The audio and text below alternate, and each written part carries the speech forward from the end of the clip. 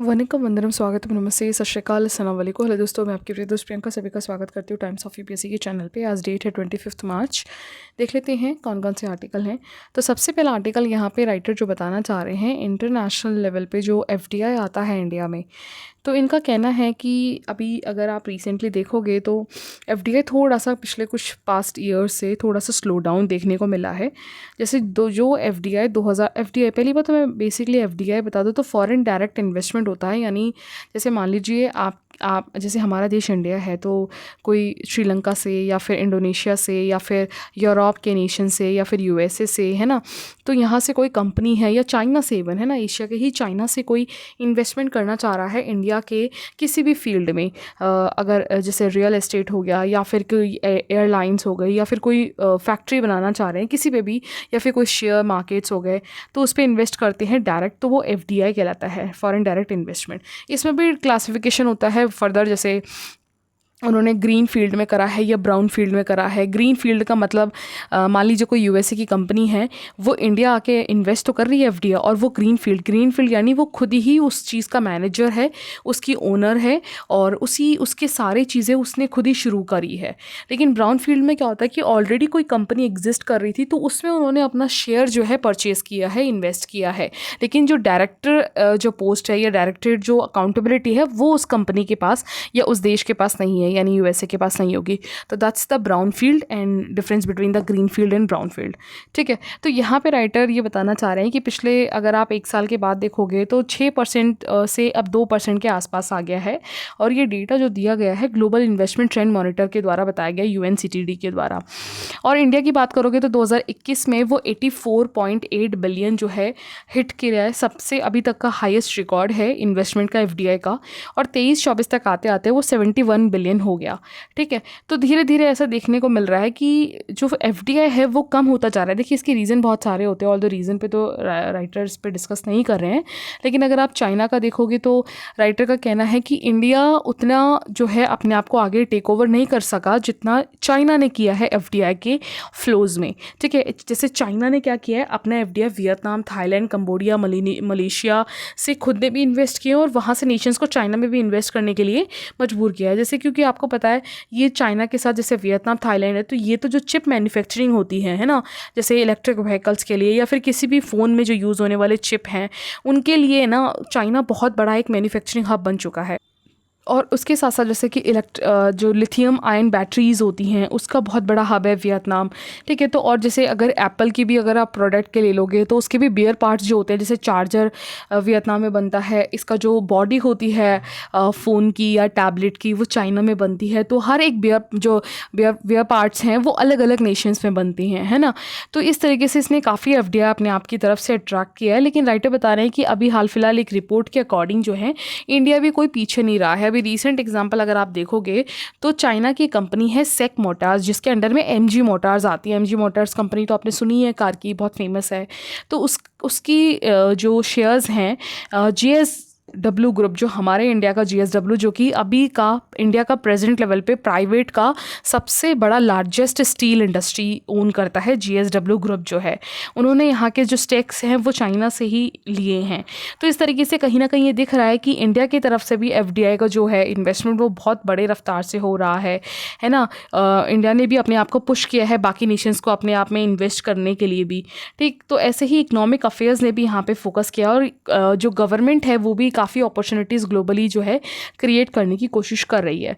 लेकिन अगर आप अभी रिसेंट टाइम का देखोगे तो ऑलरेडी हमारे जो ट्रम्प जी हैं उन्होंने तो आपको पता है टैरिफ वॉर शुरू कर दिया, और अभी 2 अप्रैल से ये शुरू होने वाला है और तेज़ी से। ऑलरेडी पहले चाइना और कनाडा पे तो लग चुका है, मैक्सिको पे, लेकिन अभी जो बाकी नेशंस हैं उन पे लगना, आप देखो अप्रैल 2 के बाद से पता चलेगा कि इंडिया पे कितना है और चाइना पे कितना है, बाकी अदर नेशंस पे किस किस पे कितना लगेगा, वो गेम तो पता चलेगा।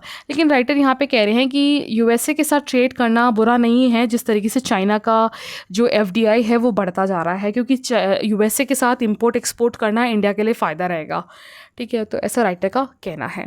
तो ये देखिए ऐसे वाले जो आर्टिकल्स होते हैं ना, और अब जो आने वाले 1-1.5 महीने, अभी जैसे मार्च का एंड आ गया, अब अप्रैल हो गया, मई, तो हम लास्ट तक करते रहेंगे।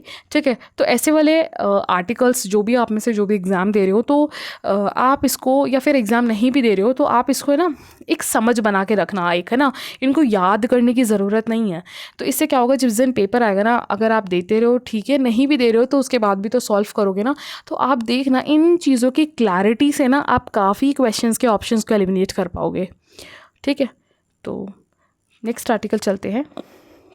देखिए यहाँ पे ना वक्फ बिल पे है, ऑल्दो ये मेंस ओरिएंटेड ज़्यादा है ये आर्टिकल, लेकिन मैं आपको एक ब्रीफ समरी बता देती हूँ। आपको पता है पिछले साल अगस्त में ना ये वक्फ जो बिल है ये इंट्रोड्यूस किया गया था। एक्चुअली वक्फ होता क्या है, वक्फ का मतलब अरबिक वर्ड में होता है होल्ड करना। ठीक है, तो मतलब क्या होता है, जैसे मान लीजिए कोई पर्सन है, जैसे आप में से कोई भी एक पर्सन है या फिर ए पर्सन है, उनके पास कोई प्रॉपर्टी है, ठीक है, और वो उस प्रॉपर्टी को अपनी फेथ के लिए, अपने रिलीजन पर्सपेक्टिव के लिए वो क्या करना चाह रहे हैं, वो जिस रिलीजन से, जैसे यहाँ पे इस्लाम के लिए है तो मुस्लिम रिलीजन पे वो उस प्रॉपर्टी को दे रहे हैं, मतलब दान कर दे रहे हैं कि आप इस प्रॉपर्टी का यूज़ कर सकते हो। इसमें नॉन मुस्लिम भी अपने प्रॉपर्टी को दान कर सकते हैं। ठीक है, तो लेकिन इसमें कुछ कंडीशंस होती है कि जो प्रॉपर्टी है ना वो पर्टिकुलर कुछ चीज़ों के लिए ही यूज़ होगी, वो चीज़ें मुस्लिम की प्रिंसिपल्स पे बेस्ड होती है। जैसे मान लीजिए कोई प्रॉपर्टी किसी ए पर्सन ने दिया है, तो वो प्रॉपर्टी जो है या तो आप ग्रेवयार्ड बना लो इस्लामिक लोगों के लिए, है ना, या उस एरिया के लोगों के लिए, या फिर वहाँ पर कोई एजुकेशन सेंटर बना लो बच्चों की पढ़ाई के लिए। तो ऐसी ही चीज़ें कर सकते हो कमर्शियली, जैसे कि आप कोई शॉपिंग मॉल खोल रहे हो, कोई इस तरीके से कोई रेस्टोरेंट वगैरह नहीं यूज़ कर सकते, उसके लिए यूज़ नहीं कर सकते वो उस प्रॉपर्टी को आप। ठीक है, तो यही वक्फ होता है। और इसको जो इस प्रॉपर्टी को है ना, जो प्रॉपर्टी है ना, जिस भी पर्सन की प्रॉपर्टी है, वो जो रिलीजन को दे रहे हैं उसको होल्ड करने का जो काम करता है वो वक्फ बोर्ड करता है। ठीक है, तो ये तो बेसिक था, और ये इसका रूल तो 1950 से बन चुका था, ये बहुत पुराना है ये। लेकिन अभी रिसेंटली क्या हुआ है ना, पिछले साल से गवर्नमेंट ने जो वक्फ बोर्ड होता है ना, इसमें अमेंडमेंट करने की कोशिश करी है। इन्होंने कहा है कि इसमें जो मेंबर होगा ना जॉइंट सेक्रेटरी लेवल का जो पर्सनालिटी है वो रैंक होल्डर होना चाहिए, है ना। और स्टेट गवर्नमेंट के अंडर में जो पीसीएस सर्विसेज ऑफिसर्स होते हैं जॉइंट सेक्रेटरी के, वो डिसाइड करेंगे वो जो प्रॉपर्टी से रिलेटेड जो भी डिस्प्यूट होगा कि वो वक्फ बोर्ड के पास जाएगा या फिर वो गवर्नमेंट को ओन होगा। तो ऑल्दो इस पर बहुत डिस्कशंस हुए, बहुत एलिगेशंस लगे कि ये प्रॉपर्टी जो है सरकार मिसयूज़ करने की कोशिश कर रही है, कमर्शलाइजेशन करने की कोशिश कर रही है। ठीक है, अब फाइनली क्या हुआ है ना, यहाँ पे अमेंडमेंट बिल पास करके लोकसभा ने तो पास कर दिया, अब राज्यसभा में है ना, इसमें 14 चेंजेस करे हैं, 14 चेंजेस करे हैं जॉइंट पार्लियामेंट कमेटी ने। तो इसमें से सबसे पहला चेंज तो ये है कि जो इसका चीफ एग्जीक्यूटिव होगा ना, है ना, इस वक्फ बोर्ड का, वो नॉन मुस्लिम होगा। ठीक है, एटलीस्ट उसमें जो भी होंगे नॉन मुस्लिम्स होंगे, लेकिन उसमें 2 मेंबर्स नॉन मुस्लिम अपॉइंटमेंट होंगे स्टेट की तरफ से, स्टेट वक्फ बोर्ड की तरफ से। लेकिन अब यहाँ इशू ये हो गया, क्योंकि वक्फ जो बोर्ड है ना वो बेसिकली मुस्लिम कम्युनिटी से बिलोंग करता है, जो भी मेंबर्स थे। तो यहाँ पे अगर नॉन मुस्लिम अगर पर्सनालिटी यहाँ पे जो है प्रॉब्लम को सॉल्व करेंगे, तो प्रॉब्लम को सॉल्व तो तब कर पाएंगे ना जब उन्हें वक्फ के बारे में, इस्लाम के बारे में पता होगा। क्योंकि ये वक्फ बोर्ड के अंडर में जो भी प्रॉपर्टीज़ होंगी ना वो इस्लाम के रिलीजन के बेस पे ही रिजॉल्व होगी। और जो बंदा, जो ऑफिसर है, वो जब इस्लामिक से बिलोंग ही नहीं करता, नॉन मुस्लिम है, तो वो कैसे सॉल्व कर पाएंगे इस प्रॉब्लम को। ठीक है, तो ये एक इशू बना हुआ है। तो अब देखिए अमेंडमेंट करें, और यहाँ पे बिल ने ट्रिब्यूनल के बारे में भी बताया है। ऑल्दो जो ट्रिब्यूनल है वो जो भी डिसीजन देगी वो फाइनल नहीं होगा, इसको हाई कोर्ट में आप चैलेंज भी कर सकते हो। ठीक है, तो ये चीज़ें हैं। अब तो बाकी देखते हैं। बाकी यहाँ पे एक आर्टिकल है हीट वेव एक्शन प्लान्स के बारे में। देखिए अब मार्च ख़त्म होने वाला है और अप्रैल जैसे ही शुरू हो जाएगा भर भर के हमारे पास आर्टिकल्स आएंगे। हीट वेव से आज इतने लोगों की डेथ हो गई, इतने लोगों की हो गई, है ना। तो यहाँ पे ऑल्दो यहाँ पे राइटर ये पूछना चाह रहे हैं कि इंडिया रेडी है क्या अपने हीट वेव से लोगों को बचाने के लिए। स्पेशली जो 11% अर्बन पॉपुलेशन है वो एक्सट्रीम हीट को फेस करेंगे। तो यहाँ पे हीट जो वेव्स हैं उसके बारे में अगर बता दें तो यहाँ पे बताया गया है कि एक लॉन्ग टर्म एक्शंस की ज़रूरत है।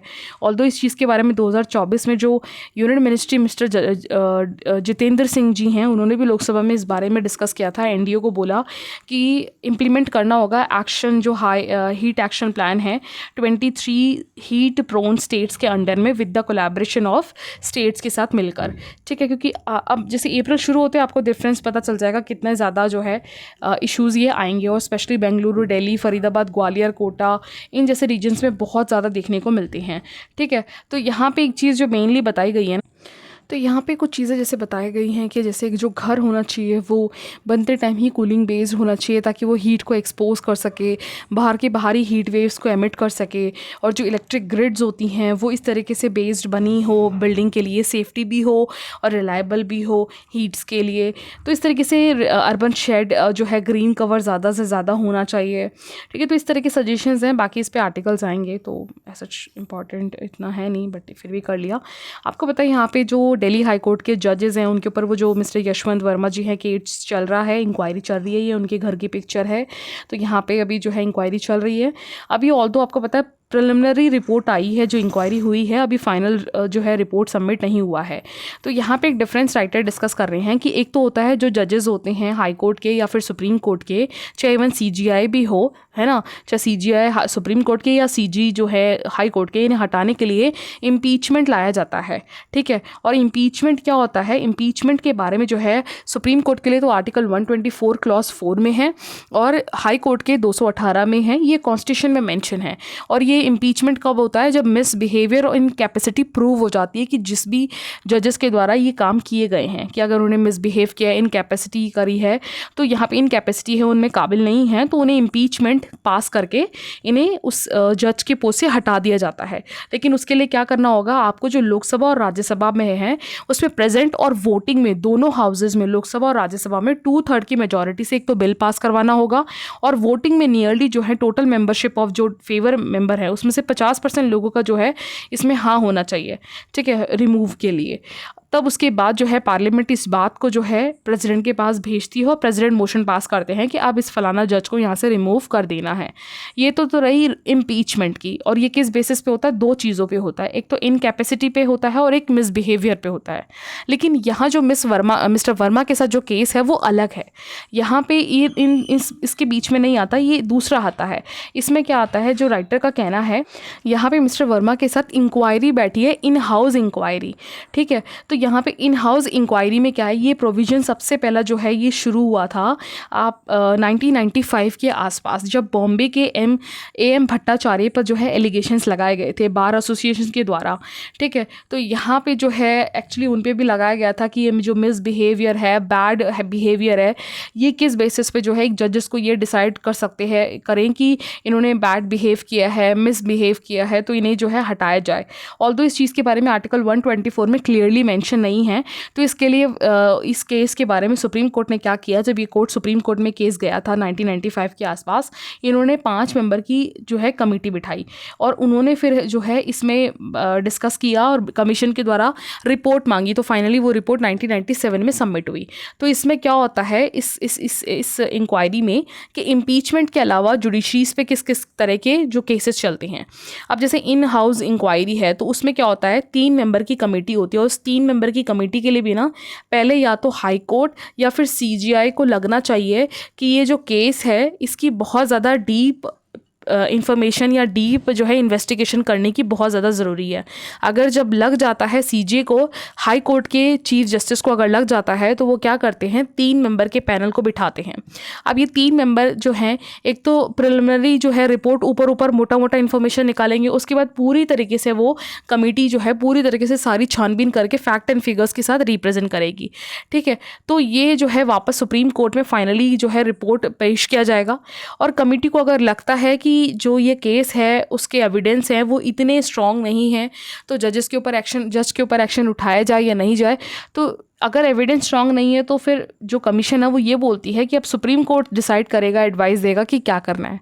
और मान लीजिए जो कमेटी है, 3 लोगों की जो कमेटी बैठी थी, उसको अगर लगता है कि नहीं ये प्रॉब्लम बहुत बड़ा है, बहुत सीवियर है, तो यहाँ पे सुप्रीम कोर्ट ही डिसाइड करेगा कि अब क्या करना है। तो सुप्रीम कोर्ट जो है इस चीज़ को क्या कर सकती है, तो सुप्रीम कोर्ट जो है जो जिस जज पे, जैसे यहाँ पे मिस्टर वर्मा है, मान लीजिए वो 3 मेंबर की जो कमेटी है उन्होंने बोल दिया हाँ मिस्टर वर्मा जो है गुनहगार हैं, ये जो पैसा इन्होंने छुपाया वो इन्हीं का ही पैसा है और करप्शन है, ये अगर 3 मेंबर की कमेटी ने बोल दिया विद प्रूफ के साथ, तो अब जो सुप्रीम कोर्ट है अब क्या करेगी, इन्हें जो है हटा देगी, या फिर सबसे पहले तो इनके पास जो भी जुडिशियल वर्क है वो वापस ले लिया जाएगा और इसके रिमूवल के आगे प्रोसीजर्स करे जाएंगे। अगर ये जज जो है नहीं माने, नहीं एक्सेप्ट करे सीजीआई की बात को, तो फिर सुप्रीम कोर्ट क्या करेगा, इस इशू को जो है पार्लियामेंट भेज देगा और पार्लियामेंट में स्पेशली पीएम और प्रेसिडेंट से ये रेकमेंड करेगा कि इन्हें जो है, ये जो जज हैं, इन्हें जो है अब इम्पीचमेंट के प्रोसीजर से रिमूव कर दिया जाए। ठीक है, तो दैट मीन्स मेनली जो इम्पीचमेंट, एक जो चीज़ मेन एग्जाम पर्सपेक्टिव से याद रखना है, इम्पीचमेंट कॉन्स्टिट्यूशंस में लिखा हुआ है, लेकिन आपका जो ये इंटरनल इंक्वायरी है ये कॉन्स्टिट्यूशन में लिखा हुआ नहीं है, लेकिन यहाँ पे इसे अमेंडमेंट करके लाया गया था 1995 के आसपास। ठीक है, तो ये रिपोर्ट के बेसिस पे आई गई हैं। ठीक, तो अभी इस पे आर्टिकल्स और भी आते रहेंगे तो हम डिस्कस करते रहेंगे फर्दर। तो आज का ये आर्टिकल था। Thank you.